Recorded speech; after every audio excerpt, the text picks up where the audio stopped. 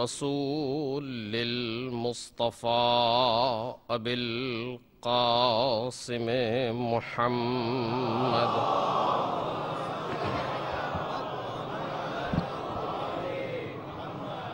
وآله الأطيبين الأطهرين الأكرمين المعصومين المظلومين الذين أذهب الله عنهم الرجس وطهرهم تطهيرا.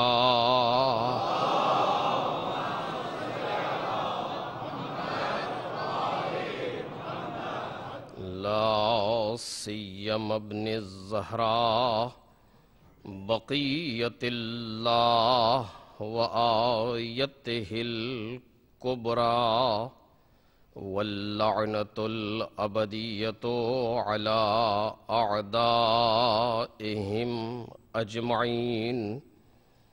أما بعد فقد قال الله الكريم في الذكر الحكيم وجعلناهم أئمة يهدون بأمرنا وأوحينا إليهم فعل الخيرات وإقام الصلاة وإيتاء الزكاة وكانوا لنا عابدين.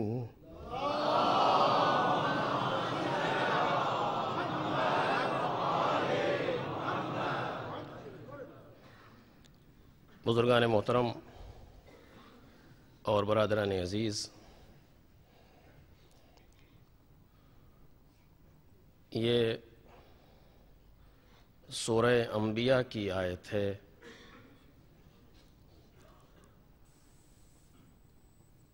بالفاظ ظاہری اس کا ترجمہ یہ ہے کہ ہم نے انہیں امام بنایا جو ہمارے امر سے ہدایت کرتے تھے، اور ہم نے ان کی طرف کار خیر کرنے کی، نمازوں کو قائم کرنے اور زکوٰۃ دینے کی وحی کی، اور یہ سب ہماری ہی عبادت کرنے والے تھے۔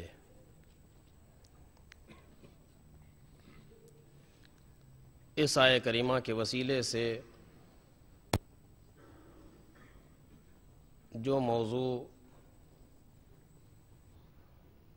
سالہائے گزشتہ سے زیر بحث رہا ہے وہ معرفت امام ہے۔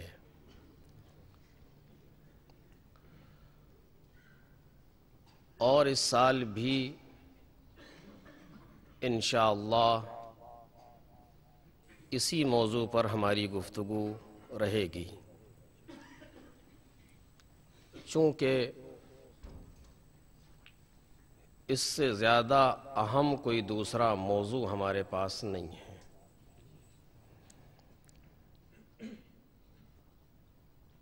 میں نے پہلے بھی اس موضوع کی اہمیت پر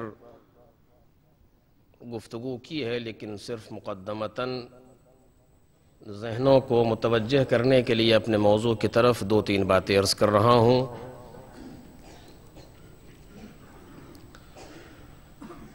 ہمارا تخلیقی فریضہ یہ ہے کہ ہم اپنے پروردگار کو پہچانیں۔ یہ ہمارا تخلیقی فریضہ ہے، یہ ہم پر واجب ہے، ہماری خلقت اسی لیے۔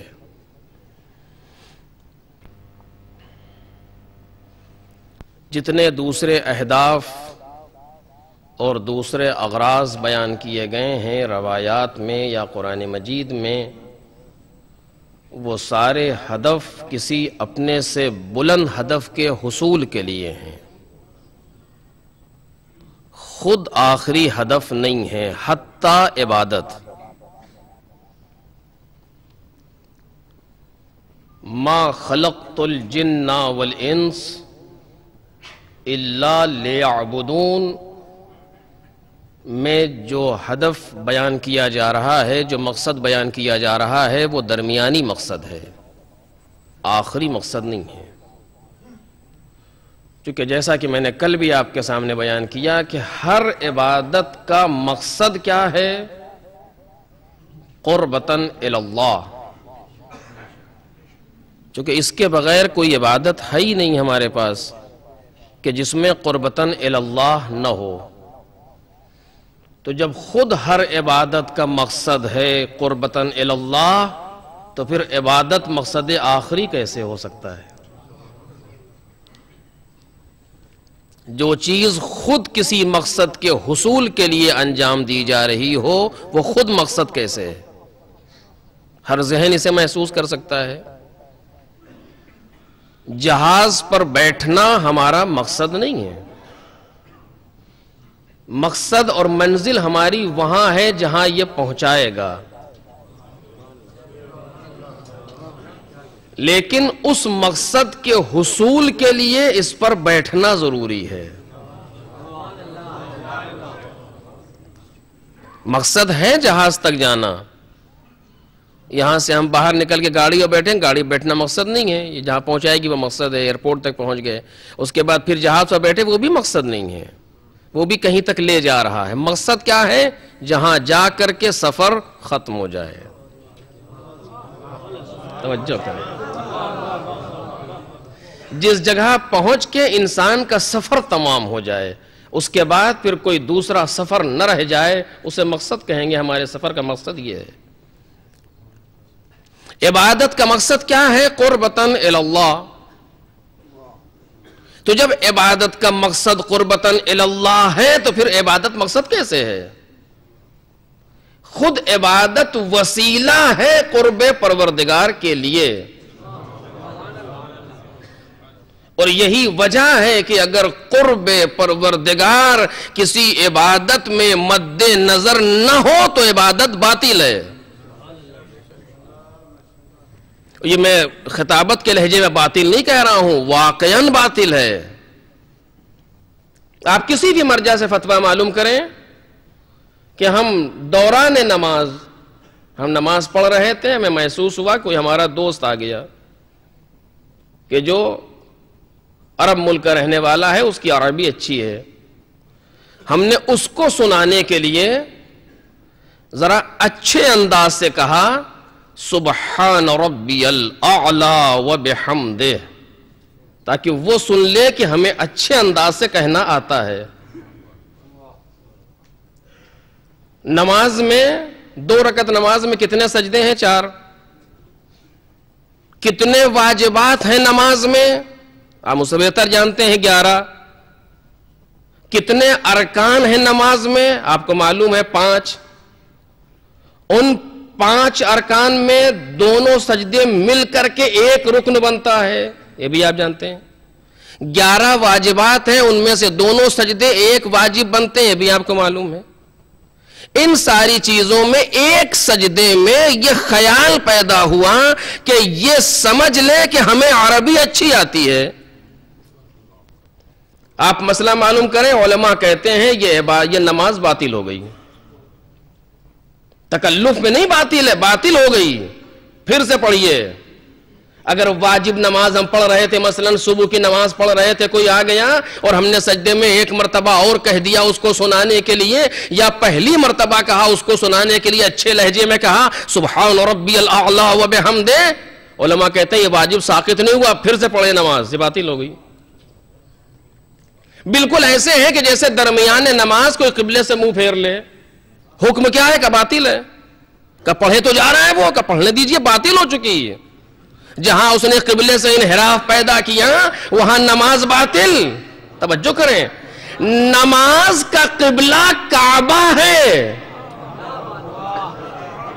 توجہ چاہتا ہوں، اگر یہی بات ہماری سمجھ میں آ جائے تو بہت ہے۔ نماز کا قبلہ کعبہ ہے، اگر انحراف تو نماز باطل۔ ایمان کا قبلہ اہل بیت ہے۔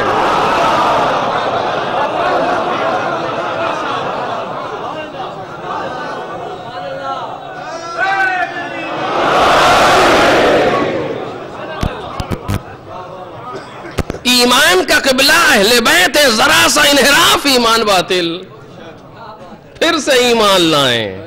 توجہ کریں، آپ معلوم کیجئے ذرا سا اس نے کہا سبحان ربی الاعلی و بحمدہ کا فی امان اللہ، نماز رخصت ہو گئی، پھر سے پڑھیے۔ کیوں؟ کہ اس لمحے کے لیے قربتاً اللہ ختم ہو گیا۔ کیوں؟ اس کو سنانے کے لیے کہا، اس سے قربتاً اللہ سے کیا مطلب؟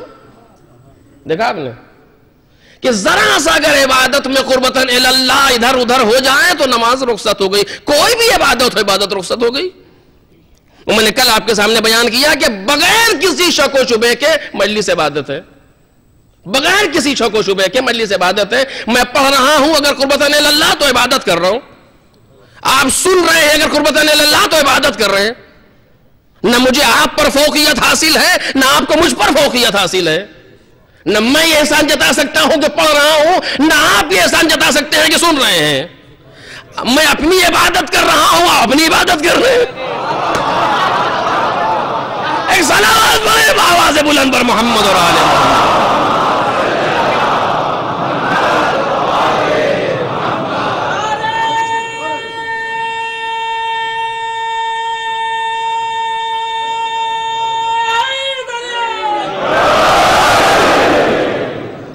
ایسا نہیں ہے کہ اگر میں یہاں منبر پر آ کر کے بیٹھ گیا تو کوئی فوقیت حاصل ہے لوگوں پر، ایسا نہیں ہے۔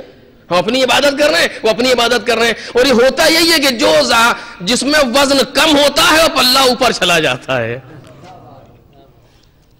عبادت ہو رہی، عبادت کر رہے ہیں۔ میں نے ایک جگہ پر کوئی ایک ایسا لفظ اس لیے استعمال کیا مجلس میں کہ آپ خوش ہو جائیں، قربتاً اللہ رخصت ہو گیا، ہے کہ نہیں؟ عبادت ہے۔ مجلس کو عبادت کہنا تو آسان ہے، لیکن آخر مجلس تک اس عبادت کو عبادت باقی رکھنا مشکل ہے۔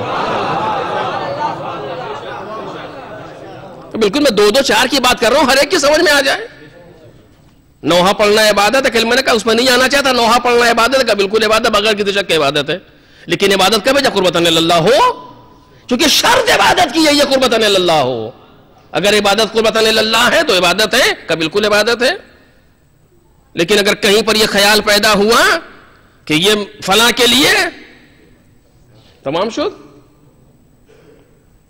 اشعار پڑھنا آل محمد کے لیے عبادت ہے، کہ بالکل عبادت ہے، شک نہیں ہے اس میں۔ آل محمد نے ترویج کی ہے اشعار پڑھنے کے لیے، کتنے شعراء ایسے ہیں، لیکن صرف ان کے لیے ہو، درمیان میں کچھ نہ ہو۔ میں نے مجھے نہیں معلوم، میں نے اس سے پہلے کہا کہ نہیں، کہا بیچ بات آ گئی ہے۔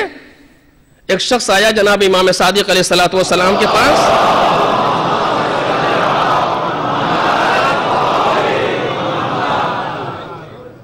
اس نے کہا مولا گھر کے حالات بہت زیادہ ناگفتہ بے ہیں اور فاقے کی نوبت ہے، آپ کچھ مدد فرما دیں۔ امام نے کہا ہمارے یہاں بھی وہی حال ہے۔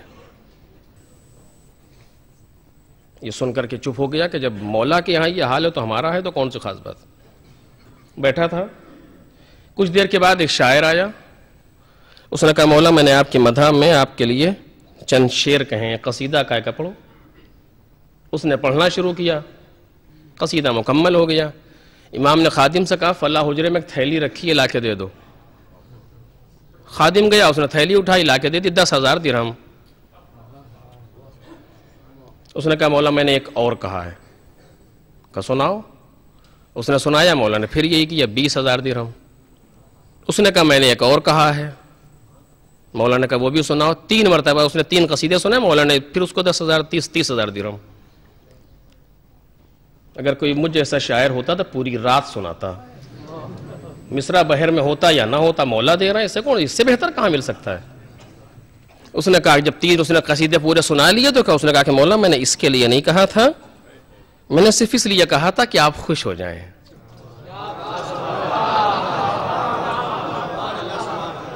آپ راضی ہو جائیں، آپ کے لبوں پر مسکراہٹ آ جائے، وہ آ گئی، میرا مقصد پورا ہو گیا، رکھ کے چلا گیا۔ امام نے کہا پھر وہیں رکھ دو۔ اب وہ جو پہلے سے بیٹھا تھا جس نے ابھی سوال کیا تھا، اس کے دل میں ابھی تو کہا تھا کہ نہیں ہے، بس یہی وہ مقامات ہوتے ہیں جہاں امتحان لیا جاتا ہے۔ یہ ایسا نہیں ہے کہ یہ امتحان اسی وقت کے لیے ہے، آج بھی ہے، آج بھی ہے۔ روزے میں کھڑے دعا مانگ رہے ہیں، ایک انسان کو حاجت مل گئی، وہ چلا گیا، ہم ابھی لگے ہوئے ہیں، انہیں تو دے دی، ہمیں کیوں نہیں دے رہے؟ کہ امتحان ہو گیا، کتنے پانی میں تھے سمجھ میں آ گیا۔ آج بھی چونکہ دنیا دار امتحان ہے، تو انشاءاللہ کبھی اس پر گفتگو کروں گا۔ امام نے کہا وہیں جا کر کے رکھ دو، اس نے رکھ دیا۔ کچھ دیر کے بعد جب دیکھا تو اب اس کی حالت تو سنبھالنا ہے نا مولا کو، چونکہ طبیب روحانی تو یہی ہے۔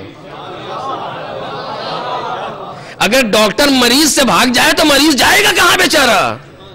کہا چلے دیکھیں، جا کر کے دیکھا تو وہاں کچھ نہیں، خادم بھی کھڑا مسکرا رہا ہے۔ کہا جب میں نے کہا تھا کہ نہیں ہے تو نہیں تھا۔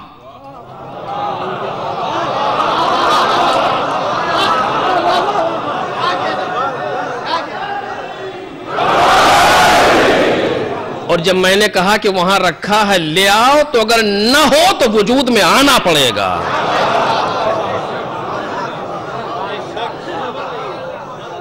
تو آپ نے دیکھا اس نے قصیدہ کہا تھا مولا کے خوشنودی کے لیے کہ یہ راضی ہو جائیں۔ دیکھ رہے ہیں آپ، کسی دوسری غرض کے لیے نہیں۔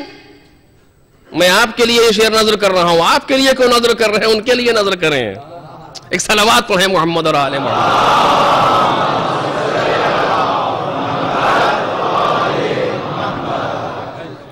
ممکن ہے باتیں بڑی چھوٹی چھوٹی ہوں، میں آپ سے توجہ چاہتا ہوں، آپ سے کیوں توجہ چاہتا ہوں؟ اپنا کام کیجئے، جس کو توجہ دینا ہے وہ دے رہا ہوگا، ہے کہ نہیں ہے؟ کیوں ہم متمنی ہیں کہ فلاں صاحب توجہ فرمائے؟ وجہ کیا ہے؟ کہیں نہ کہیں دال میں کوئی تھوڑا بہت کالا ہے۔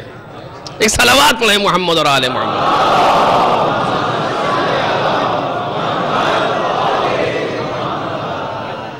عبادت ہے، اشعار پڑھنا مولا کے لیے عبادت ہے، لیکن مولا کے لیے پڑھے جائیں، وہ قربت کی نیت باقی ہو انسان کے اندر عبادت ہے۔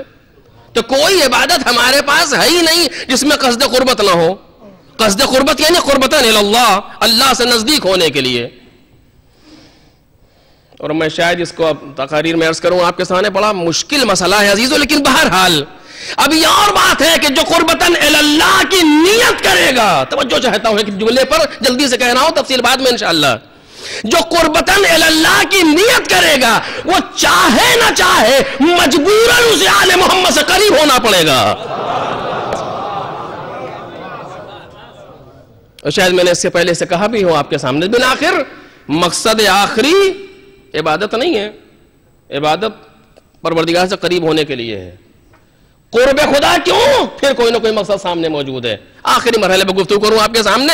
آواز دی پروردگار عالم نے، کنتو کنزم مخفیہ، میں ایک چھپا ہوا خزانہ تھا۔ اب کب سے تھا اس کی کوئی تھا نہیں ہے، ایک چھپا ہوا خزانہ تھا۔ فَأَحْبَبْتُ أَنْ أُعْرَفْ، میں نے چاہا کہ میں پہچانا جاؤں۔ توجہ کیجئے،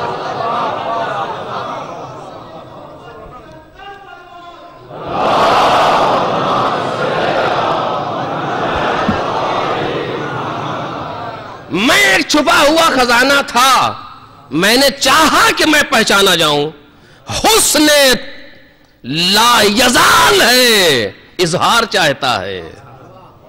فَخَلَقْتُ الْخَلْقَ لِكَيْ أُعْرَفْ، تو میں نے ایک مخلوق کو پیدا کیا تاکہ میں پہچانا جاؤں۔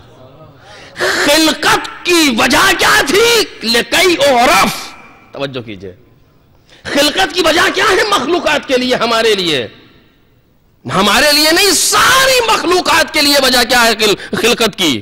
فَخَلَقْتُ الْخَلْقَ لِكَيْ أُعْرَفْ یا لِأُعْرَفْ، میں نے چاہا کہ میں پہچانا جاؤں تو میں نے ایک مخلوق کو پیدا کیا تاکہ میں پہچانا جاؤں۔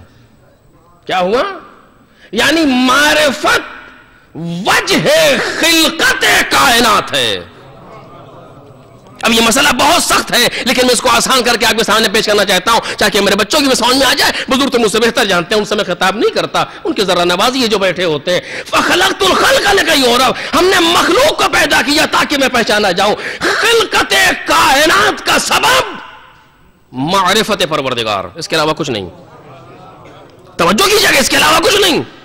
زمین، آسمان، فلک، ملک، شجر، حجر، فضا، خلا، دریا، روانی، جنس، انس، جو بھی کائنات میں ہے، سب کی خلقت کا سبب کیا ہے؟ معرفت پروردگار، اس کے علاوہ کچھ نہیں ہے۔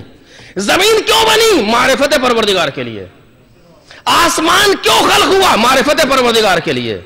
جتنی چیزیں کائنات میں ہیں، ذرے سے لے کر کے کہکشاں گیلیکسی تک آپ چلے جائیں، جو دکھ رہا ہے، جو نہیں دکھ رہا، جو محسوسات میں ہے، جو معقولات میں ہے، جہاں پر بھی جائیے، سبب کیا ہے؟ معرفت پروردگار۔ اور میں نے یہ جملہ جو اب کہنے جا رہا ہوں اس سے پہلے کہا ہے، لیکن ایک جملے کی حد تک کہہ رہا ہوں۔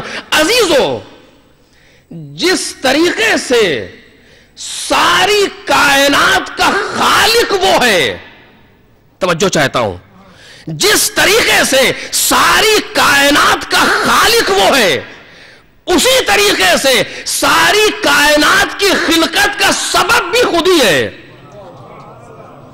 یعنی اسی نے پیدا کیا، اپنے لیے پیدا کیا۔ یعنی اب اس کو علمی لفظ میں ہمارے حوزے کی زبان میں کہا جاتا ہے کہ علت فاعلی بھی وہی ہے، علت غائی بھی وہی ہے، پیدا کرنے والا بھی وہی ہے، اور جس کے لیے پیدا کیا ہے وہ بھی خود ہی ہے۔ ایسا نہیں ہے کسی مبالغے میں کہہ رہا، کیوں؟ چونکہ جب پیدا کر رہا ہے کائنات کو تو اس کے علاوہ کوئی نہیں، نہ کوئی ہے جو پیدا کرے، نہ کوئی ہے جس کے لیے وہ پیدا کرے۔ توجہ کریں، خود ہی ہے جو پیدا کر رہا ہے، اپنے ہی لیے پیدا کر رہا ہے۔ اسی لیے کہتا ہے فَخَلَقْتُ الْخَلْقَ لِكَيْ يُعْرَفَ، دونوں صیغے متکلم وحدہ کے ہیں۔ فَخَلَقْتُ، میں نے پیدا کیا، لِكَيْ يُعْرَفَ، تاکہ میں پہچانا جاؤں۔ توجہ کیجئے گا، میں نے پیدا کیا تاکہ میں پہچانا جاؤں۔ پیدا میں نے ہی کیا ہے، جس کے لیے پیدا کیا وہ بھی میں خود ہوں۔ درمیان میں کوئی دوسری چیز ہے ہی نہیں جو آئے، وہ معرفت چاہتا ہے ہم سے اور آپ سے، سب سے۔ اب یہ اور بات ہے، توجہ کیجئے گا اس جگہ پر رک کر کے، یہ اور بات ہے، کچھ چیزیں اس راستے میں مقصد تک پہنچانے کا کام کرتی ہیں، براہ راست معرفت نہیں ہے۔ ممکن ہے ذرا سے موضوع سخت ہو، لیکن توجہ فرمائیے، زمین میں معرفت اخذ کرنے کا اختیار نہیں ہے، آسمان معرفت حاصل کرنے کا اختیار نہیں ہے، سورج و چاند معرفت حاصل کرنے کا اختیار نہیں رکھتے، فرشتے حصول معرفت میں گنگ ہیں۔ شاید اس مرحلے پر آپ کو تعجب ہو میں کیا کہہ رہا ہوں، فرشتہ بھی معرفت کا حصول نہیں کر سکتا، جہاں ہے وہی ہے۔ بہت توجہ، سناٹا ہے، چاہتا ہوں سناٹا رہے اس جگہ پہ تاکہ مجمع محسوس کرے۔ فرشتہ جیسے کمپیوٹر ہے، کمپیوٹر میں کیا ہوتا ہے؟ جو آپ نے ہارڈ میں سیو کر دیا وہ ہے، نہ گھٹے گا نہ بڑھے گا۔ اگر گھٹنے کی صلاحیت نہیں ہے تو بڑھنے کی بھی صلاحیت نہیں ہے جب تک آپ نہ بڑھائیں، ہے کہ نہیں ہے؟ آپ ایک فولڈر بنائیے کمپیوٹر میں، پکچرز، اس میں سارے فوٹو رکھ دیجئے، اور دوسرا فولڈر بنائیے نیمز، اس میں کچھ نام رکھ دیجئے، لکھ دیجئے۔ کمپیوٹر میں صلاحیت ہے کہ یہ بتا دے کہ یہ نام کس کا ہے؟ میں نے اپنی پوری فیملی کے 7-8-10 پکچریں سیو کی اور اپنے پوری فیملی کے نام دوسرے فولڈر میں 7-8 نام لکھ دیے اور کہا تم بتاؤ کون کس کا نام ہے؟ تو ہمیں کیا پتا؟ میں توجہ چاہتا ہوں گفتگو پر، ہمیں کیا پتا؟ کمپیوٹر جواب دے گا، ہمیں کیا معلوم؟ ہاں ساری تصویریں محفوظ ہیں، کم نہیں ہو سکتی، زیادہ بھی نہیں ہو سکتی، سارے نام محفوظ ہیں، کم نہیں ہو سکتے۔ کون بتائے گا؟ میں نے اپنے 5 سال کے بچے کو بلایا کہ جو ABCD پڑھ لیتا تھا، بیٹا بتاؤ یہ نام کس کا ہے؟ نام کو دیکھا، تصویر کو دیکھا، اس کا نام ہے۔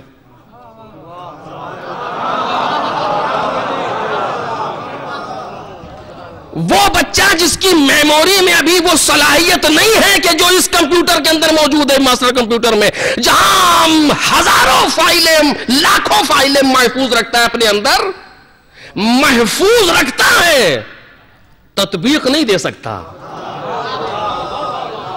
محفوظ رکھتا ہے، زیادتی نہیں کر سکتا۔ انسان کے اندر ہے، محفوظ بھی رکھتا ہے، زیادتی بھی کرتا ہے کہ نہیں ہے؟ پروردگار عالم نے فرشتوں سے کہا نام بتاؤ ان کے،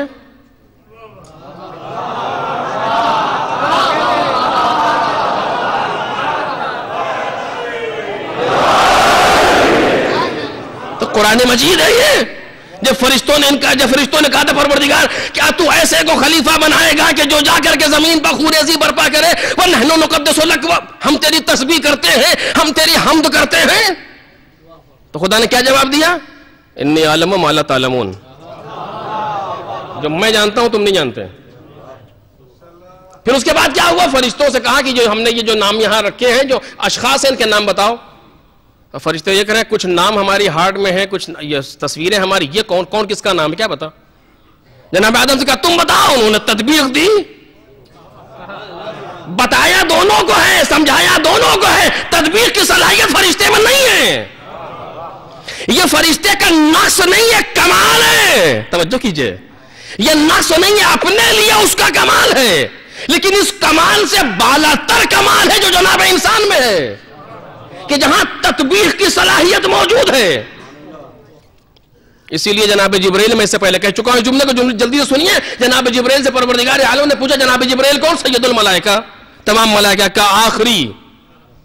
اے جبریل یہ بتاؤ کہ تم کون ہو، میں کون ہوں؟ تو چونکہ ہارڈ میں محفوظ ہے، ایک لفظ بھی نہیں بدلا، من انتا و من انا، یا من انا و من انتا، میں کون ہوں تم کون ہو؟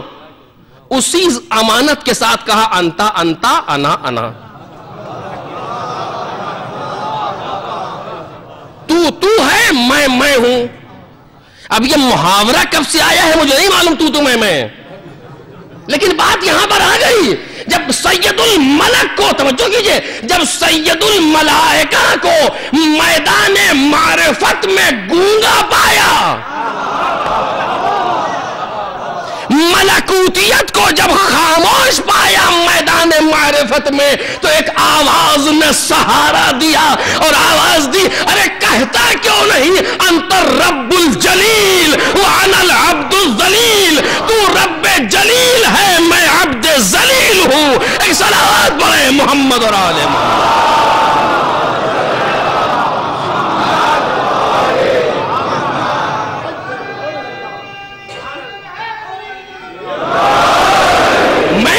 پہلے اس چیز کو آپ کے سامنے بیان کیا ہے، لیکن میں آج دوسری جہت سے اسے کہنا چاہتا ہوں جو آپ کے سامنے کہہ رہا ہوں، کہ زمین میں صلاحیت نہیں ہے معرفت کی، معلوم ہے کہ نہیں ہے؟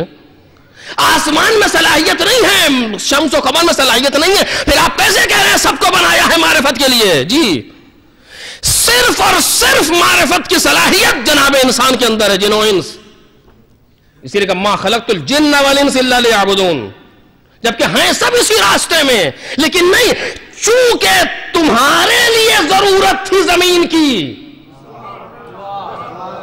میں کچھ عرض کر رہا ہوں میرے عزیزو، تمہارے لیے ضرورت تھی زمین کی، میں نے زمین کو بنایا، تمہارے لیے ضرورت تھی آسمان کی، میں نے آسمان کو بنایا، تمہارے لیے ضرورت ہے سورج و چاند کی، میں نے سورج و چاند کو بنایا، تمہارے لیے ضرورت ہے ہوا کی، میں نے ہوا کو بنایا، تمہارے لیے ضرورت ہے ملک کی، میں نے ملک کو بنایا۔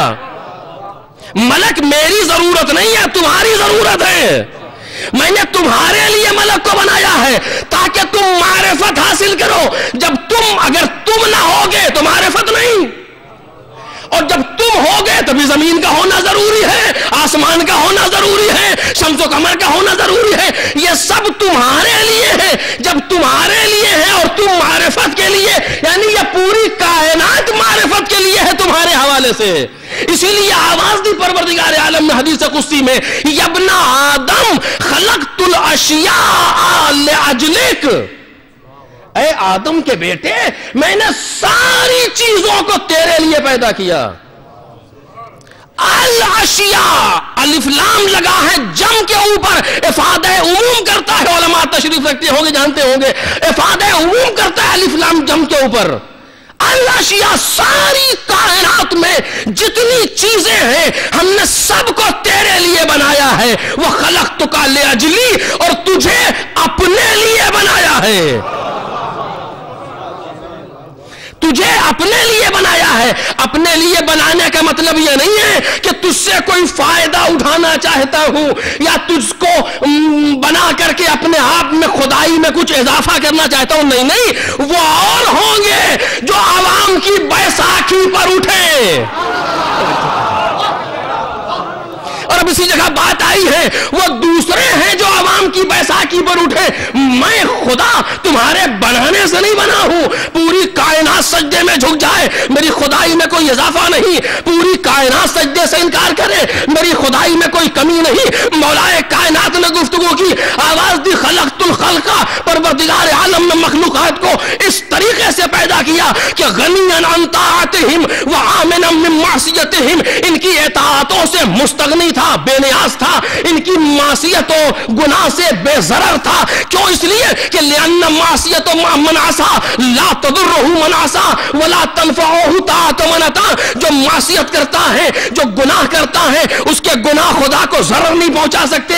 جو اطاعتیں کرتا ہے اس کی اطاعتیں خدا کو فائدہ نہیں پہنچا سکتی. وہ دنیا کے عہدہ دار ہیں جو لوگوں کے محتاج ہوں, خدا لوگوں کا محتاج نہیں ہے. اور جملہ عرض کر رہا ہوں, نہ وہ لوگوں کا محتاج ہے, نہ اس نے جس کو بنایا ہے وہ لوگوں کے محتاج ہیں. ایک صلوات بول دے محمد اور آلہ.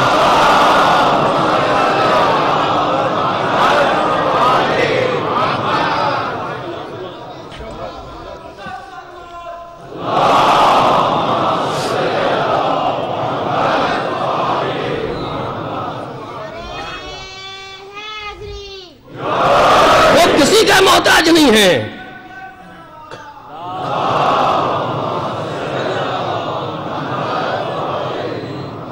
وہ کسی کا محتاج نہیں ہے, لیکن چونکہ میں نے تمہیں خلق کیا ہے, تمہیں پیدا کیا ہے, تم سے محبت رکھتا ہوں.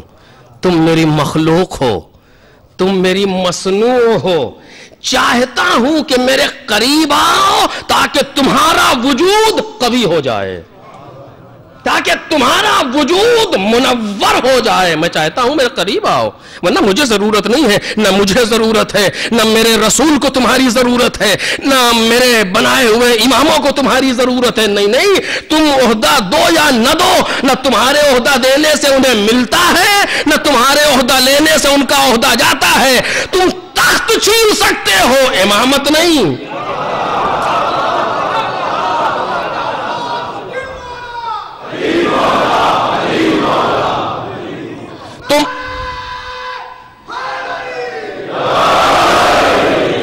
تم تخت چھین سکتے ہو, امامت نہیں. تم منبر چھین سکتے ہو, علم نہیں. تم محراب چھین سکتے ہو, خلوص نہیں. یہ سب تمہارے بس کی بات نہیں ہے. اور یاد رکھو, ہم اس کو دکھا کے رہیں گے, چونکہ ہم خدا کائنات ہیں, ہم مالک کائنات ہیں, ہم قادر کائنات ہیں. ہم تمہیں دکھا کے رہیں گے کہ عہدہ چھیننے والوں کو اگر میں نے مجبور نہ کر دیا,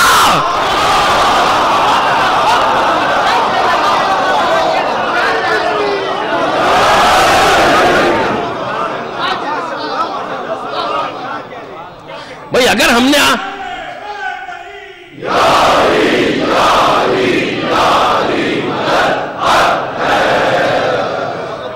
آپ سے ایک بار کہتے ہیں مجھے آپ کی ضرورت نہیں ہے, تو کم از کم غیرت کا تقاضا یہ ہے کہ اپنے جملے پہ باقی رہو. شرم کا تقاضا یہ ہے اپنے جملے پہ باقی رہو. مر جاؤ لیکن اس دروازے پر نہ آؤ. ہے کہ نہیں ہے؟ صحیح کہہ رہا ہوں, آپ سے نہیں کہہ رہا ہوں. ایک کمیٹی میں 5 آدمی کمیٹی 6 آدمی کمیٹی تھی, میں کمیٹی سے نکل گیا, مجھے ضرورت نہیں ہے آپ کی, جائیے. خوب چلے گئے تو چلے گئے, اب دوبارہ کیوں؟ غیرت کا تقاضا ہے, عقل کا تقاضا ہے, شرم و حیا کا تقاضا ہے. جب ایک بار کہہ دیا کہ نہیں تو پھر نہیں, کچھ بھی ہو جائے کائنات میں نہیں. لیکن اللہ رے قدرت لا یزال الہی, اس نے کہا اچھا میرے بندے سے تم اکڑ کے جاؤ گے تو صحیح کہ 1-2 بار نہیں, توجہ کیجئے گا, 1-2 بار نہیں, اگر متعدد مرتبہ ہم نے تمہاری زبان سے نہ کہلوا دیا کہ اگر یہ نہ ہوتے,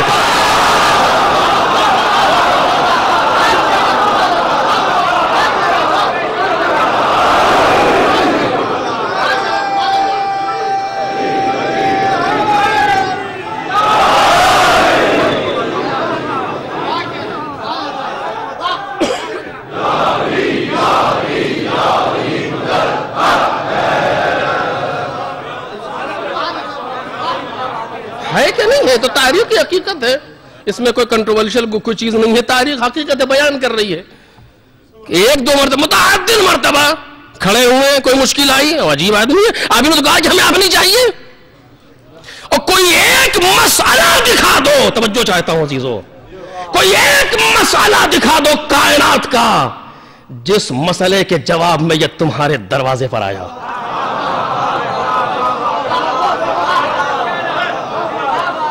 ان 14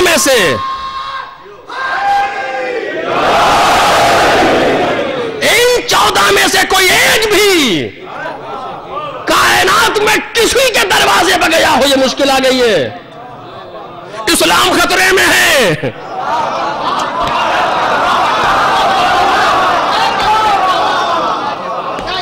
اسلام خطرے میں ہے، دین خطرے میں ہے، رسالت خطرے میں ہے، کچھ فرمائیں، کوئی ایک موقع دکھا دیا جائے پوری کائنات میں، کوئی ایک موقع پوری تاریخ میں دکھا دیا جائے اس خاندان کا کوئی ایک بھی گیا ہو کسی کے دروازے پر، مدد کر دیجئے، کمک کر دیجئے، مساعدت فرما دیجئے، کچھ نہیں، بلکہ دوسرے آتے ہیں مشکل آ گئی۔ اور عجب بات یہ ہے کہ جب دین پر وقت پڑتا ہے، جملہ عرض کر رہا ہوں، جب دین پر وقت پڑتا ہے تو یا یہ گھرانہ کام آتا ہے یا وہ کام آتے ہیں جو اس گھرانے سے منسلک ہیں۔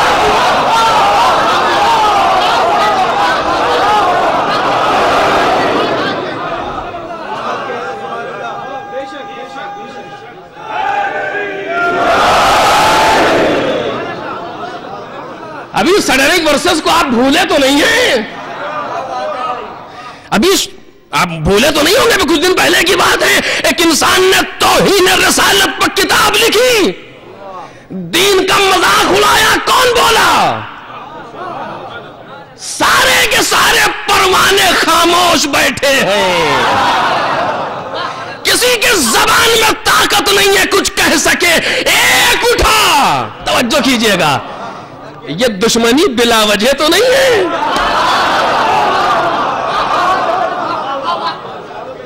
یہ بلا وجہ تو نہیں ہے کہ بجٹ پاس ہوتے ہیں پارلیمنٹس میں، یہ بلا وجہ تو نہیں ہے، ایک اٹھا جس نے درس کو روک کر کے فتویٰ دیا، کون تھا؟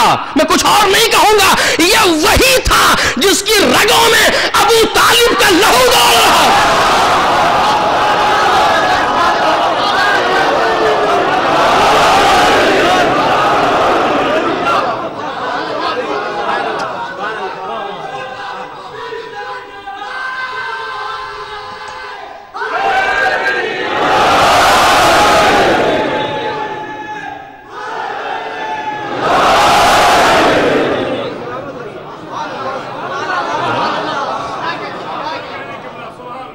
کہ جسے ہم نے بنایا ہے اور تمہارا محتاج نہیں ہے، تم دنیاوی عہدوں کو چھین لو، تم دنیاوی پوسٹ و مقام کو اس سے لے لو، لیکن میں خدا نہیں اگر اسی در پہ جھکانے دیا، اگر اسی در پہ جھکانے دیا مجھے خدا نہ کہنا۔ اور آج بھی کائنات میں جتنی مشکلات ہیں، توجہ چاہتا ہوں عزیزو، اس جملے کی وضاحت کا وقت نہیں ہے، مقتضائے حال بھی نہیں ہے، آج بھی کائنات میں جتنی مشکلات ہیں، ادھر ادھر داہنے بائیں جہاں بھی آپ دیکھیے، آج دنیا ظلم و جور سے بھر رہی ہے۔ ظلم کا 180 ڈگری اپوزٹ ہے عدل، اور عدل بغیر عادل کے وجود میں نہیں آتا۔ اور اب یہ بات آئی ہے تو میں ایک جملہ کہوں تاکہ بات واضح ہو جائے۔ دیکھیے کائنات میں ظلم ملم کہیں نہیں ہے، کتنا سناٹا ہے کہ کچھ ہوا۔ کائنات میں ظلم کا وجود نہیں، آپ کوئی چیز دکھائیے اس کو ظلم کہتے ہیں، دکھائیے کہ یہ ہے، یہ جس کو ظلم کہتے ہیں، کہاں ہے؟ کوئی ہے قابل اشارہ حسی ہے؟ اشارہ کریں گے آپ یہ ظلم ہے؟ بالکل آسان ہے، چاقو اٹھایا کسی کے پیٹ مار دیا، پیٹ پھاڑ گیا، ظلم نہیں ہے؟ یہ ظلم ہے کہ جی؟ تو سارے آپریشن تھیٹر میں کیا ہو رہا ہے؟ وہاں تو پیٹ پھاڑا جا رہا ہے، کہا نہیں وہ تو ظلم نہیں ہے. تو پھر بالآخر ظلم کیا ہے؟ ظلم کائنات میں وجود نہیں رکھتا، ظلم کسی ظالم کی وجہ سے وجود میں آتا ہے. توجہ کیجئے گا جو بات عرض کر رہا ہوں، اس کا موقع نہیں ہے اس بیان کرنے کا. ظلم کسی ظالم کی وجہ سے وجود میں آتا ہے. کائنات میں ظلم خلق نہیں ہوا، کسی جو بھی ہے سب حسن کائنات ہے، سب عدل ہے پوری کائنات میں. کوئی ظالم ہے جو ظلم کو وجود میں لاتا ہے. اور اگر دنیا سے ظالم ختم ہو جائیں تو ظلم ختم ہو جائے. ہے کہ نہیں ہے؟ اسی طریقے سے عدل بھی خود بخود وجود میں نہیں آئے گا، کوئی عادل چاہیے. آج کائنات میں جہاں مشکل ہے ظلم ہے. کس لیے ظلم ہے؟ چونکہ ظالم ہے. ظالم کا خاتمہ کیسے ہوگا کہ عدل آنا چاہیے. عدل کون لائے گا کہ عادل لائے گا. عادل کہاں ہے؟ توجہ کیجئے. کہاں ہے عادلین کائنات کہ جو خود اپنے گھر کے اندر ظالم ہو، دوسروں کو کیا عدل کی تعلیم دیں گے. آج بھی کائنات منتظر ہے کسی عادل کی. آج بھی کائنات پلٹ رہی ہے کسی عادل کی طرف. کسی عادل کی، جو زیادہ واضح نہیں کر سکتا ہوں، کسی عادل کی طرف واپس آ رہی ہے کائنات. اور ساری دنیا بے چین ہے کہ ظلم کا خاتمہ ہونا چاہیے، ظلم کو تمام ہونا چاہیے. کسی عادل کو آنا، آگے بڑھنا چاہیے، کسی عادل کو آنا چاہیے. بس جس دن کائنات نے کسی عادل کی ضرورت کو محسوس کر لیا تو خاندان عدل و انصاف کی آخری فرض ظہور کرے گا. انا المہدی، مجھے مہدی. ایک صلوات پڑھ دے محمد اور آل.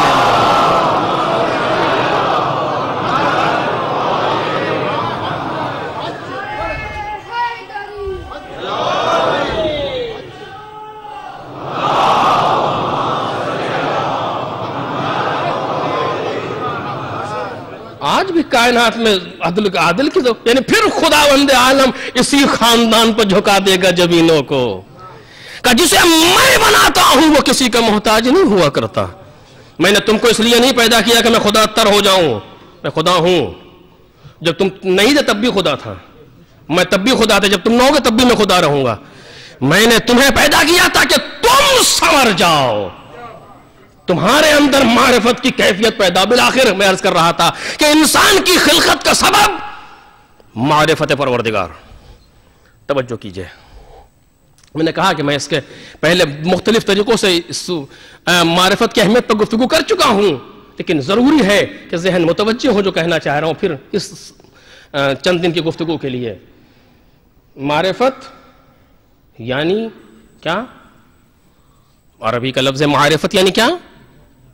پہچاننا، عرفان پیدا کرنا، پہچاننا. کسے پہچاننا؟ خدا کو، اللہ کو. کس کو پہچاننا ہے؟ ہمیں. کسے؟ خدا کو. خوب. کس کو پہچاننا ہے؟ اس کو جو دکھائی نہیں دیتا، سنائی نہیں دیتا، چکھنے کے قابل نہیں ہے، سونگھنے کے قابل نہیں ہے، چھونے کے قابل نہیں ہے. اسے پہچاننا ہے جو ہمارے کسی بھی سینس میں نہیں آتا. 5 سینس ہیں، نہ چھو سکتے ہیں، نہ دیکھ سکتے ہیں، نہ سونگ سکتے ہیں، نہ سونگ سکتے ہیں، نہ چکھ سکتے ہیں. اب کیسے پہچانیں؟ دیکھ رہے ہیں آپ کیسے پہچانیں اسے؟ کہا نہیں، یہ حواس خمسہ ظاہرہ سے نہیں، حواس خمسہ باطنہ سے پہچانیے. اچھا اس میں کیا چیز ہے؟ کہ عقل سے پہچانیے خدا کو، عقل سے پہچانیے. تصور کیجئے خدا کے بارے میں، فکر کیجئے خدا کے بارے میں، غور و فکر کیجئے، سوچئے. کلما توہمتموہ باوہامکم وتصورتموہ وتخیلتموہ من ذات اللہ فہو مخلوق لکم مردود علیکم. حدیث آگے بڑھتے جتنا بھی تم نے خدا کے بارے میں سوچا ہے، غور و فکر کی ہے، وہ تمہارے ذہن کی مخلوق ہے. نہیں، میں بات کو واضح کروں گا ایک لفظ میں. دیکھیے میں نے تصور کیا پانی کا، پانی یہاں پر امام بارگاہ میں درمیان میں ایک حوض ہے اور اس میں پانی ہے، دیکھ رہا ہوں ابھی اس حوض کو، کیا ہے یہ؟ ذہن کی مخلوق ہے، اور جب میں نے ذہن ہٹایا حوض غائب ہے کہ نہیں ہے؟ تو جو ہمارا ذہن سوچتا ہے، جو تصویر بناتا ہے، وہ ہمارے ذہن کی مخلوق ہوتا ہے کہ نہیں؟ اس طریقے سے کہا ہے، وہ کہا جو مخلوق ہوتا ہے وہ خدا نہیں ہوتا۔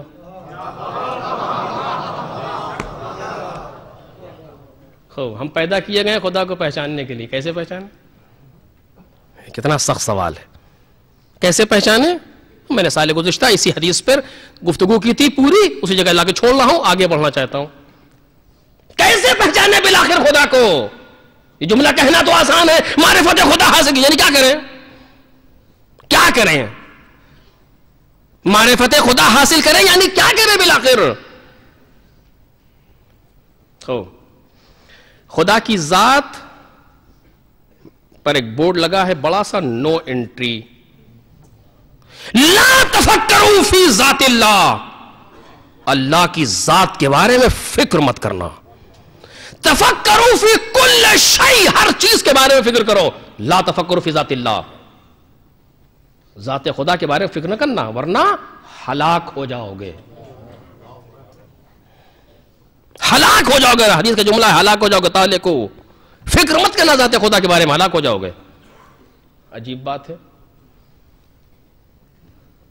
اب میں مثال اس کی کیسے دوں آپ کے سامنے، عجیب ہے، شاید آگے بڑھ کر کے مثال دوں گا دوسری تقاریر میں۔ فکر مت کرنا ذات خدا، پھر کیا کریں؟ کہ خدا کے صفات کو پہچانو۔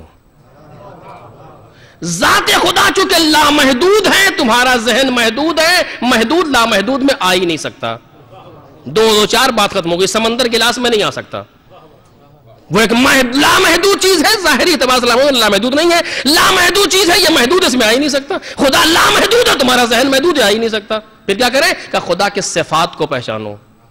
اچھا صفات، ان صفاتیں کیا ہیں؟ کہ مطلب خدا عالم ہے، خدا قادر ہے، خدا غنی ہے، خدا سخی ہے، خدا یہ ہے، خدا وہ ہے، اس کو پہچانو۔ صفات خدا ذات خدا سے الگ نہیں ہے، ہماری طرح نہیں ہے خدا کے صفات، مجھے نہیں معلوم، مجھے یاد نہیں ہے اس سے پہلے کہا ہے کہ نہیں کہا، خدا کے صفات ہمارے اور آپ کے جیسے نہیں ہیں۔ ہم کیسے ہیں؟ ہم جب پیدا ہوئے تھے کچھ نہیں جانتے تھے، یہ اور بات ہے کہ اب بھی کچھ نہیں جانتے ہیں، میں اپنے لیے کہہ رہا ہوں، لیکن جب پیدا ہوئے تھے تو اور کچھ نہیں جانتے تھے۔ پروردگار عالم نے سند دی، واللہ اخرجکم من بطون امہاتکم لا تعلمون شیئا، خدا نے تمہارے ماؤں کے شکم سے تمہیں خارج کیا کہ تم کچھ نہیں جانتے تھے۔ قرآن مجید کے سند یافتہ جاہل۔ اس کے بعد کائنات میں آئے کوئی تھوڑا بہت ڈگری ادھر ادھر سے پڑھ لکھ لیے، اب کالر جھکتا نہیں ہے، اب مزاج نیچے نہیں آتا کہ ہمیں عالم کہا جائے، ہمیں علامہ کہا جائے، ہمیں یہ کہا جائے، وہ بالآخر۔ لیکن ہم پیدا ہوئے کچھ نہیں جانتے تھے، کچھ دن کے بعد کچھ سیکھا تو کچھ تھوڑا سا عالم ہو گئے، ہاتھ پیر ذرا سے کچھ ہوئے تو قدرت آ گئی، یعنی ایک وقت میں کوئی صفت نہیں تھی، بعد میں آ گئی۔ ایسا ہے خدا بند عالم، ایسا نہیں ہے، وہ جب سے ہے عالم ہے، جب سے ہے قادر ہے، جب سے ہے سارے صفات تبھی سے ہیں، صفات ذات سے الگ نہیں ہے۔ اب میں بار بار روک رہا ہوں تاکہ ذہن ایک جملے کی طرف متوجہ ہو جائیں جو بہت سخت ہے لیکن مجھے کہنا ہے، یہ بھی عجیب ضد ہے۔ ایک صلوات پڑھیں محمد اور آل محمد۔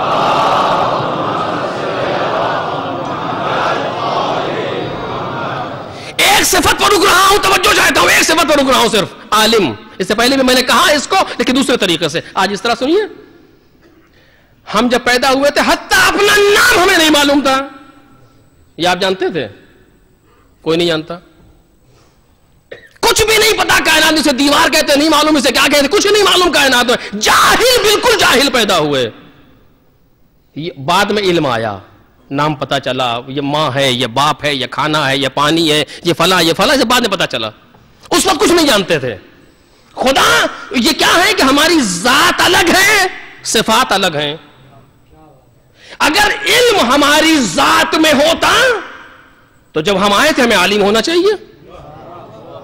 جو ذاتیات ہوتے ہیں، یہ علمی لفظ توجہ چاہتا ہوں میرے مجمع سے، جو ذاتیات ہوتے ہیں انہیں الگ نہیں کیا جا سکتا۔ دیکھیے آپ پانی سے مٹھاس کو دور کر سکتے ہیں، کیونکہ پانی کی ذات میں مٹھاس نہیں ہے، لیکن شکر سے مٹھاس کو دور کر دیں گے؟ نہیں، شکر تو ختم ہو جائے گی لیکن جب تک ہے مٹھاس نہیں جا سکتی، کیونکہ اس کی ذات میں شامل ہے۔ روغن سے، تیل سے، گھی سے چکناہٹ کو دور کر دیں گے؟ کا سوال ہی نہیں پیدا ہو، جب تک ہے اسی طریقے سے ہے، کیونکہ اس کی ذات میں شامل ہے۔ جو چیز ذات میں ہو اس کو جدا نہیں کیا جا سکتا۔ ہماری ذات میں قدرت نہیں ہے کیونکہ ہم ناتوان پیدا ہوئے، ہماری ذات میں علم نہیں ہے کیونکہ ہم جاہل پیدا ہوئے، ہماری ذات میں سخی ہونا نہیں ہے، ہمیں علم بھی نہیں تھا سخاوت کا، لیکن خدا ایسا نہیں ہے، جب سے ہے عالم۔ توجہ میرے عزیزو، علم ذات سے الگ نہیں ہے، میں بار بار جملہ کہہ رہا ہوں، میرا مجمع متوجہ ہے، علم ذات سے الگ نہیں ہے خدا کی، وہ جب سے ہے عالم۔ ہماری ذات میں علم نہیں ہے کیونکہ ہم تھے اور عالم نہیں تھے۔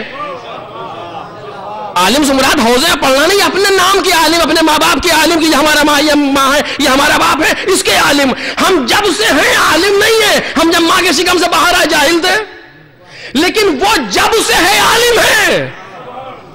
اس بچے کے بارے میں کوئی کیا کہے گا؟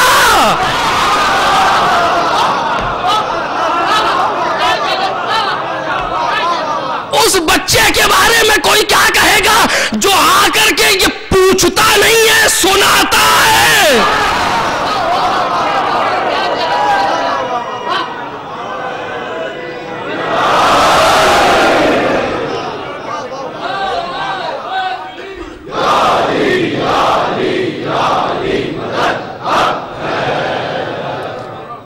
اب دیکھیے، ایک مرتبہ یہ ہوتا ہے کہ آپ نے اپنے بچے کو کچھ چیزیں پڑھائی ہیں، پڑھا دی آپ نے، اس کو سورہ الحمد یاد کرا دیا چھوٹے سے بچے کو آپ نے۔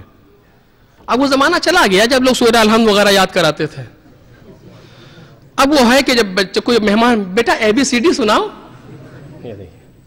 بیٹا فلاں پوئم سناؤ، اور جب یہ بچہ جوان ہو کر کے پوئم سناتا ہے تب مولانا کے پاس آتے، مولانا بیٹا راہ راست پہ نہیں ہے، آپ نے لگایا کہاں تھا جو راہ راست پہ ہوتا؟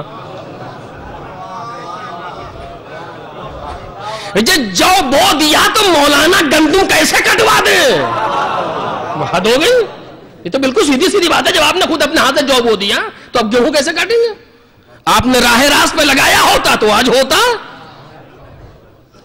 خیر، اب یہ بات یہاں تک آئی، روکیے گا اس جگہ پہ کہنے والا ہوں۔ اب آپ نے سورہ الحمد، بیٹا سورہ الحمد سناؤ۔ کوئی مہمان آیا، آپ نے کہا بیٹا سورہ الحمد سناؤ، اس نے سنانا شروع کیا، مہمان بھی خوش ہو رہا ہے، آپ بھی خوش ہو رہے ہیں، بچے کو یاد ہو گیا ہے کہ نہیں ہے؟ ایک بار یہ ہوتا ہے کہ بچے کا آپ نے داخلہ کرا دیا کسی مدرسے میں، اس مدرسے میں مکتب میں گیا پڑھنے کے لیے، اور جب وہاں سے آیا کہتا بابا سورہ قل واللہ سناؤں؟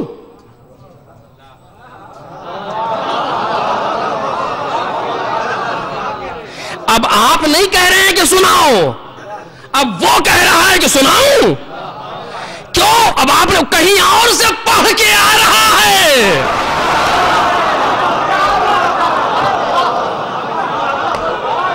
اب کہیں اور سے پڑھ کر کے آ رہا ہے، اور کہیں اور سے نہیں، وہی جہاں آپ نے پڑھا تھا۔ پیغمبر کی آغوش میں آئے، آنکھیں کھولی، یا رسول اللہ سلام، کچھ سناؤں؟ کہ سناؤ؟ تورائیں سنائی، کہ تم نے موسیٰ سے بہتر پڑھی، زبور سنائی، کہ لحن داؤدی تم پر قربان ہو جائے، انجیل سنائی، کہ عیسیٰ بہت پیچھے ہے تم سے، قرآن سنایا۔ اب پیغمبر کیا کہیں؟ قرآن سنا رہے ہیں۔ توجہ،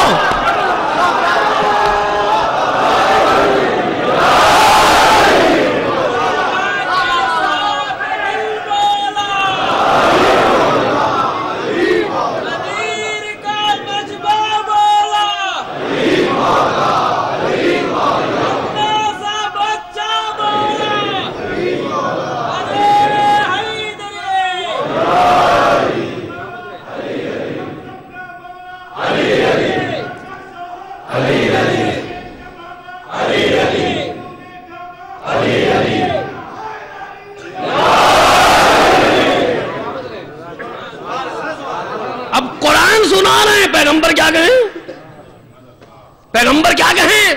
اب پیغمبر نے کیا کہا آپ کو معلوم ہے؟ تم بالکل ویسے ہی پڑھ رہے ہو جیسے میں لوح محفوظ پر تلاوت، یعنی مطلب یہ تم وہیں سے پڑھ کے آئے ہو جہاں سے میں پڑھ کے آیا ہوں. ایک صلوات پڑھے بآواز بلند پر محمد اور آلہ.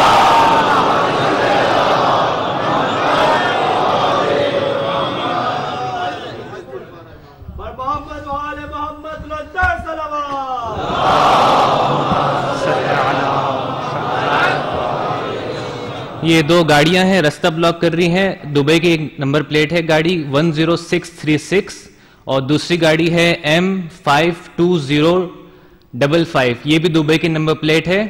پہلی گاڑی 10636، دوسری M52055. جلدی سے ہٹا لیں، باہر بہت پرابلم ہو رہی ہے.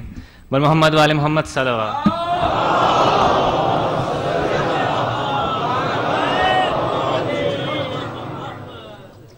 ایک صلوات پڑھیں بآواز بلند پر محمد اور آلہ محمد.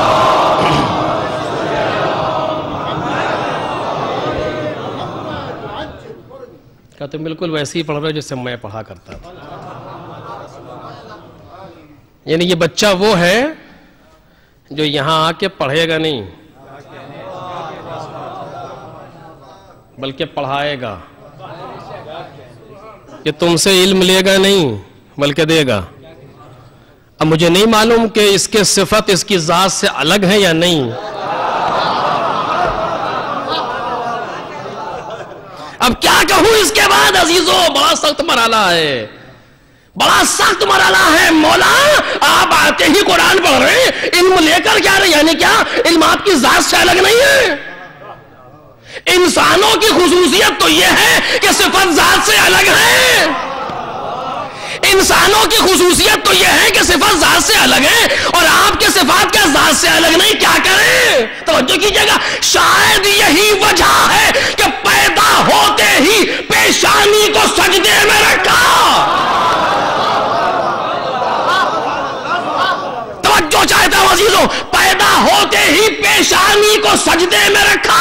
ادھر والے گمراہ نہ ہوں اور باہر آ کے قرآن سنایا، ادھر والے گمراہ نہ ہوں.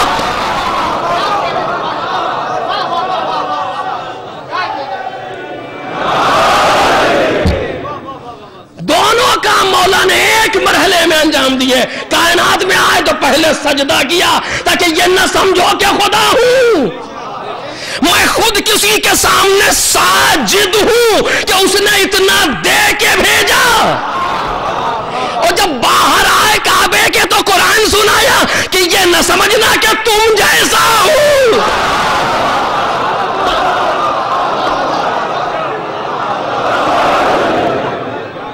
ایک صلوات پڑھیں بآواز بلند پر محمد اور آلہ محمد.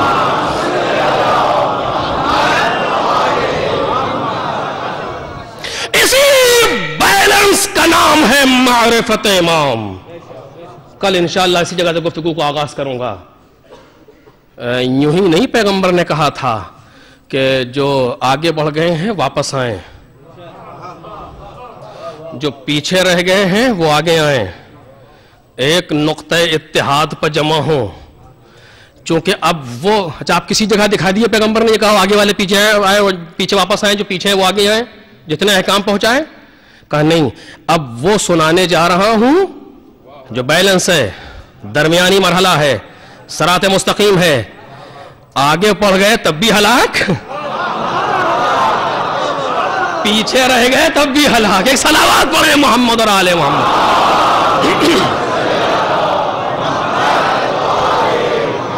بس عزیزو اسی جگہ پہ بات کو روک رہا ہوں چونکہ وقت تمام ہو گیا. اسی جگہ بات تو ختم کر رہا ہوں آپ کے سامنے. کل یہیں سے بات شروع ہوگی کہ معرفت پروردگار اس مقام سے کہ جہاں اس کی ذات کی معرفت ممکن نہیں.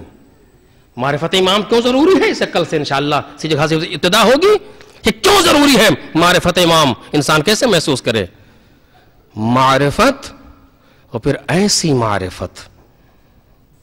دیکھیے معرفت کے مدارج ہیں. ایک بار ہم کسی کو پہچانتے ہیں، اس کی بات کبھی مانی کبھی نہیں مانی، ہوگا کوئی دل چاہا مان لی، دل چاہا نہیں مانی. ایک بار کسی کو جانتے کبھی نہیں مانتے، اس قابل نہیں کہ اس کی بات مانی جائے. ایک مرتبہ پہچاننے کا مرحلہ کہ نہیں یہ ایسا نہیں ہے, یہ جو کہے اسے ماننا چاہیے. اس انسان کے سامنے ہمیشہ تسلیم رہنا چاہیے. دیکھیے ہمارے یہاں جب بچے پیدا ہوتے ہیں, تو میں ابھی عرض کر رہا تھا, تو جو ان کے نام رکھے جاتے ہیں وہ کبھی مناسبت سے ہوتے ہیں, کبھی نہیں ہوتے. بچے کا نام رکھا تھا بہادر, بڑا ہو کر کے بزدل نکل گیا بیچارہ. بچے کا نام رکھا تھا سخی, بڑا ہوا کنجوس نکل گیا. چونکہ ہمیں خبر نہیں ہوتی کہ یہ ایسا ہوگا یا نہیں ہوگا, رکھ دیتے ہیں, پتہ نہیں چلتا. کبھی بچہ اپنے نام کی لاج رکھ لیتا ہے کہ میرا نام بہادر ہے, میں بہادر رہوں گا. میرے ماں باپ نے میرا نام سخی رکھا ہے, میں سخی رہوں گا. اور اس پر کبھی گفتگو ہوگی تو کروں گا کہ نام کو اچھا رکھنا چاہیے, بچے کا حق ہے باغ پر. نہیں معلوم کتنے خلوص سے اس نام رکھنے والے نے نام رکھا کہ جس کے بچے نے اپنے باپ کے نام کی لاج رکھ لی. باپ نے نام کیا رکھا تھا؟ مسلم. بچہ پوری زندگی تسلیم رہا. آسان مسئلہ نہیں ہے یہ کہ امام سے القاب لے لینا. یہ وہ گھرانہ ہے جو بلا وجہ کسی کو کوئی جملہ نہیں کہتا کسی کے لیے اپنا ہے, اور یہ سب ان کے پاس نہیں ہے اپنا اپنا. یہاں کوالٹی چاہیے, کیریکٹر چاہیے, کردار چاہیے, صلاحیت چاہیے, اہلیت چاہیے. کوفے سے خط پہ خط آئے. امام نے ان خطوط کے جواب میں ایک خط لکھا, اور اس خط میں لکھا قد بعثت الیکم اخی وابن عمی وثقتی من اہل بیتی مسلم ابن عقیل. میں نے تمہاری طرف بھیجا ہے اپنے بھائی کو, اپنے چچا کے بیٹے کو. چچا کا بیٹا بعد میں کہا ہے, بھائی پہلے کہا ہے, جبکہ عرب میں دستور نہیں ہے. اخی ہمارے یہاں بھائی ہے, وہاں چچا کا بیٹا ہی ہے. ابن عم ہے, اخی یعنی اپنا بھائی, لیکن اخی وابن عمی. پھر اس کے بعد وثقتی من اہل بیتی, اپنے اہل بیت میں ایک بھروسے مند فرد. ثقۃ الحسین کا لقب لے لینا یہ کمال ایک کردار ہے, مسلم ابن عقیل کی دلیل ہے. اگر کتاب فضائل مسلم ابن عقیل سے سارے صفحات ختم کر دیے جائیں, صرف ایک لفظ لکھ دیا جائے کافی ہے مسلم ابن عقیل کے لیے. وثقتی من اہل بیتی, اہل ثقتی فی مکہ نہیں, فی مکہ نہیں, فی مدینہ نہیں, فی اہل بیت میں بھروسے مند, جہاں سارے کے سارے قابل اعتماد ہیں, ان میں سے ایک قابل اعتماد فرد مسلم ابن عقیل. کیونکہ آج پہلی محرم ہے, تھی, دل چاہتا ہے کربلا کے پہلے شہید کا ماتم کریں.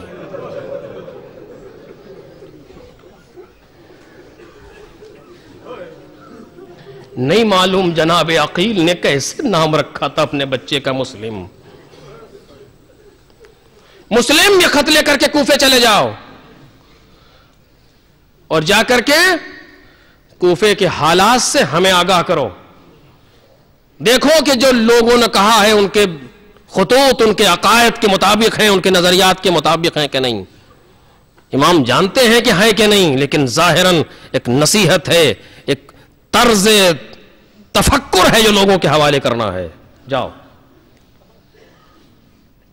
آپ کسی بھی مقتل مجھے دکھا دیں, کسی بھی روایت و تاریخ میں نے نہیں دیکھا آج تک کہ جناب مسلم ابن عقیل نے ایک لمحے کے لیے تردد کیا ہو کہ مجھے نہیں انہیں بھیج دیں. مثلاً میں مولا کے ساتھ رہنا چاہتا ہوں, امام حسین کے ساتھ رہنا کم فضیلت نہیں ہے کہ جناب مسلم یہ سوچتے کہ میں نہیں فلاں کو بھیج دیں, میں امام کے ساتھ رہوں. کہیں نہیں, جب کہہ دیا جاؤ تو پھر جاؤ. یہ کمال کردار ہے، آج بھی یہ کمال کردار ہے. جو امام حسین نے کہہ دیا بس کہہ دیا، اس میں اب سوچنا اور دیکھنا یہ سب کچھ نہیں ہوتا. جو امام کہہ دے تمام شد. اس پر میں گفتگو کروں گا آپ کے سامنے تفصیل سے. لے لیا، بعض کے اعتبار سے مکے سے سیدھے کوفے گئے، بعض کے اعتبار سے مدینے سے کوفے گئے. تقریباً امام حسین کے ہمسن ہیں مسلم، 50 کے آس پاس مسلم کی عمر ہے جو تاریخ لکھ رہی ہے. آ گئے کوفے. کوفے میں جناب مسلم کی بیعت ہوئی. 6000 12000 18000 30,000 تک کی روایت موجود ہے. لوگوں نے بیعت کی جناب مسلم کے ہاتھ پر. جناب مسلم نے چونکہ مولا نے حکم دیا تھا ان حالات کو لکھ کر کے بھیج دیا مولا کے پاس کہ یہ حق کوفے کے حالات ہیں. اس کے بعد کیا ہوا آپ مجھ سے بہتر جانتے ہیں. ابن زیاد ملعون آیا اور وہ چہرے پر نقاب ڈال کے آیا. دشمن جب بھی دوستوں کے درمیان آتا ہے تو چہرے پر نقاب ہوتی ہے. ہمیں درس لینا چاہیے. یعنی کیا؟ دوستوں کا بھیس بنا کے آتا ہے تاکہ لوگ پہچان نہ سکیں. لوگوں نے امام حسین کے لیے نعرے لگانا شروع کیا. اس نے چہروں کو دیکھنا شروع کیا کون کون لوگ ہیں جو سب سے آگے ہیں، اور دارالامارہ میں جا کر کے ان لوگوں کے لیے حکم صادر کیا. کتنے امام حسین کے ایسے ساتھی ہیں جنہیں گرفتار کر لیا گیا، کچھ کو زندان بھیج دیا گیا، کچھ شہر سے چلے گئے. عجیب کیفیت آئی. لوگوں نے جناب مسلم کا ساتھ چھوڑنا شروع کیا. بس میرے عزیز و زیادہ نہیں پڑھ سکوں گا، حق تو اور تھا لیکن وقت میں گنجائش نہیں، ایسے بھی دیر ہو گئی. جناب مسلم نے غالباً 7 ذی الحج کو جو مسجد کوفہ میں نماز پڑھائی ہے، وہ مسجد کی جب جناب مسلم نماز پڑھاتے تھے تو پوری مسجد نمازیوں سے چھلک رہی ہوتی تھی. اور آج جب نماز مغربین پڑھائی ہے مسجد میں 30 آدمی ہیں. مقتل کے جملے ہیں یہ 30 آدمی. اور جب نماز عشاء ختم کر کے پیچھے مڑے ہیں 10 لوگ. اور جب باب الکندہ سے باہر نکلے ہیں تو اکیلے.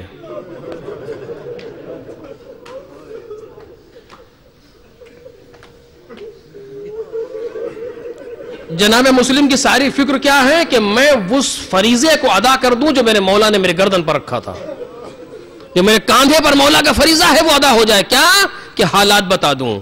مسلم جانتے ہیں کہ مولا کو حالات پتہ ہیں لیکن اپنی ذمہ داری پوری کرنا ہے. کوفے کے جس دروازے پر جاتے ہیں پہرا بیٹھا ہے کہ کوفے سے مسلم نکلنے نہ پائیں. پوری رات ٹہلتے رہے، ہر کبھی ادھر کبھی ادھر، کوئی جگہ نہیں ملی. دن نمودار ہونا ہوا، گھوڑے کو شارع عام پر چھوڑ کر کے ایک ٹوٹی سی مسجد میں جا کر کے پناہ لے لی کہ رات میں پھر چلیں گے. رات آئی پھر نکلے مسلم. اب جناب مسلم بھوکے بھی ہیں اور پیاسے بھی ہیں، اور نہیں معلوم اس کے کب سے جناب مسلم نے کھانا نہیں کھایا پتہ نہیں ہے، کیونکہ حالات کافی دگرگون ہو چکے ہیں. رات کی تاریکی میں بھاگتے ہوئے کبھی اس دروازے پہ گئے، کبھی کہیں سے بھی راستہ مل جائے کہ تنہا نکل جاؤں، لیکن کوئی راستہ نہیں. آخر میں تھک کے مسلم ایک چبوترے پہ بیٹھ گئے.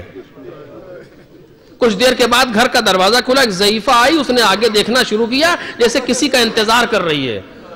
جب مڑ کے دیکھا تو چبوترے پر کوئی بیٹھا تھا. کہتی ہے شیخ کوفے کے حالات اچھے نہیں ہیں، مسلم نے عقیل آئے ہوئے ہیں، فوجیں ان کی تلاش میں ہیں، یہاں سے چلا جا ورنہ تجھے پریشان کریں گی. یہ کہہ کر کے دروازہ بند کر کے چلی گئی. کچھ دیر کے بعد پھر آئی تو دیکھا بیٹھے ہیں. اب اس کا لہجہ بدل گیا. توجہ میرے عزیزو، کیسے پڑھوں؟ اور کہتی ہے سنو میں ایک بیوہ عورت ہوں، مجھے یہ اچھا نہیں لگتا میرے دروازے پہ کوئی جوان بیٹھا.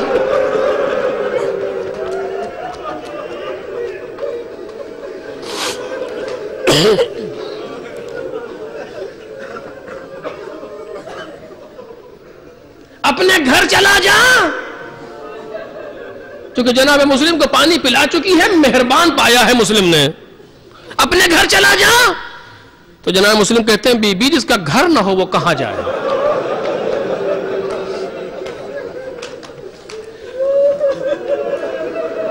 کہا کیوں؟ کہا میں غریب الوطن ہوں، وطن کہاں ہے؟ مدینہ. نام کیا ہے کہ مسلم ابن عقیل.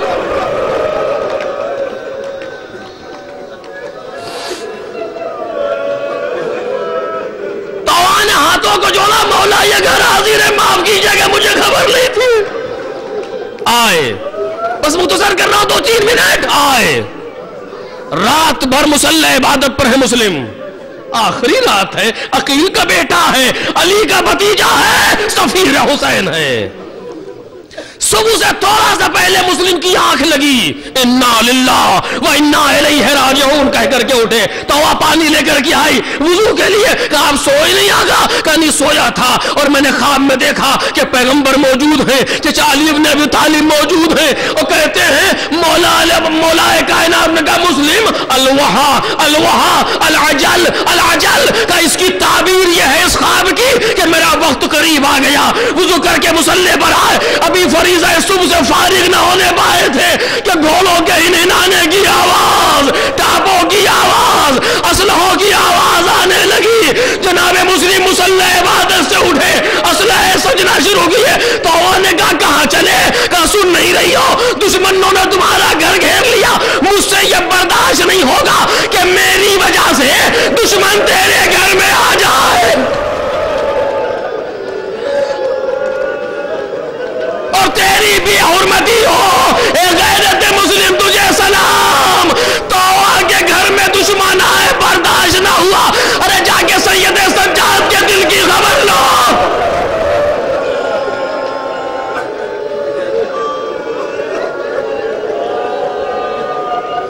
باہر آئے، جنگ شروع ہوئی. خوب لڑا عقیل کا بیٹا، خوب لڑا، خوب جنگ کی. آخر میں دھوکے سے مسلم کو گرفتار کیا گیا، دھوکہ دیا گیا. اس سے جناب مسلم گرفتار ہوئے. میں معذرت چاہتا ہوں کہ وقت زیادہ ہو گیا، مصائب تفصیل سے نہیں پڑھ پا رہا. گرفتار کیا گیا مسلم کو، لے کر کے آئے دارالامارہ پر. دروازہ بند ہے، ابھی مسلم کھڑے ہیں، پیاس کی شدت ہے. اشارے سے پانی مانگا، کسی نے پانی دیا، پانی میں خون کا قطرہ گرا، پھینک دیا. دوبارہ پانی مانگا، پانی میں پھر خون کا قطرہ گرا، پھینک دیا. جب 3 بار ایسا ہوا کہ لو کان لی من الرزق المقسوم لشربتہ، اگر یہ پانی میرا رزق ہوتا تو میں پی لیتا. ارے پی کیسے لیتے؟ ابھی یہیں سے سکینہ پیاسی گزرے.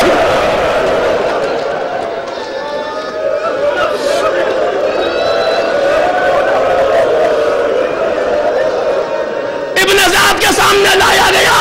کسی نے کہا امیر کو سلام کرو. مسلم کہتے کیا بکتا ہے؟ مالی امیر ان سے والحسین، حسین کے علاوہ میرا کوئی امیر نہیں ہے. کچھ وصیتیں نصیحتیں بالا خانے پر لے جایا گیا. 2 روایتیں ہیں.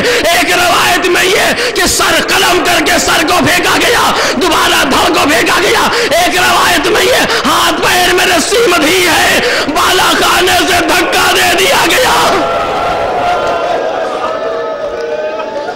جب مسلم نیچے گرے تو سر قلم کیا گیا.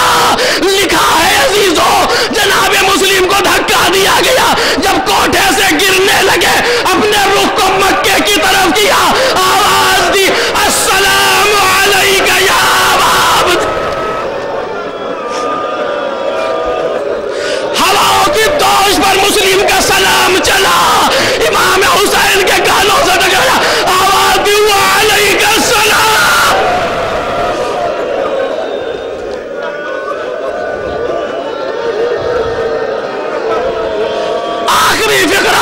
جناب مسلم کی خبر شہادت ملی. سب میں نے مختصر کر دیا عزیزو، معذرت چاہتا مسلم ابن عقیل سے.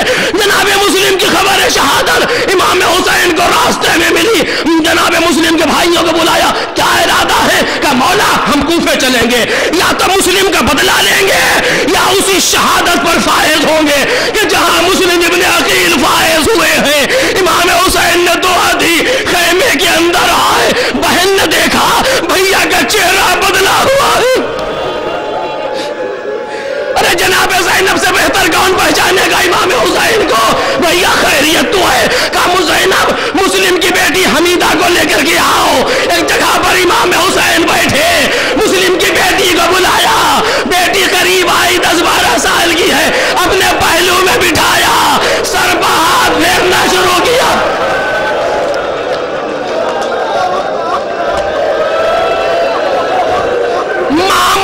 इमाम हुसैन अली की बेटी रुकैया की बेटी है, ये अली की नवासी है, बराबर में बैठी है। जब सर पे हाथ फेरा, गौर से चेहरा देखा, कहा चचा खैरियत तो है? क्या हुआ?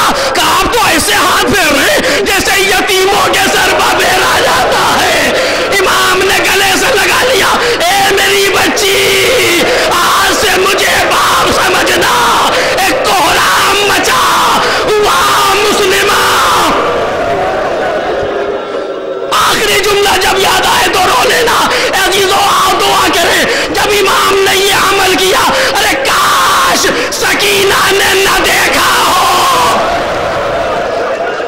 एक छोटी सी बच्ची देख रही है, जब किसी का बाप